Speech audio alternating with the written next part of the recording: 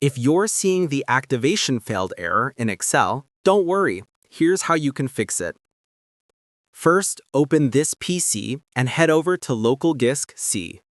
From there, go into Program Files, then Microsoft Office, and open the folder Office 16 or whichever version you have installed. Inside this folder, look for a file called OSPPREAM. Right-click on it and choose Run as Administrator. You'll need to repeat this step 3 times.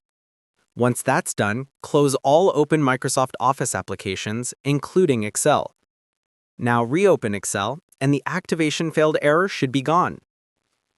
If this tutorial helped you out, don't forget to hit the like button and subscribe for more quick tech tutorials. Feel free to reach out if you encounter any issues during the process. If this video helps you out, please leave a like and subscribe. Comment below if you have any questions. If you need further assistance, consider hiring a professional using the link in this video below.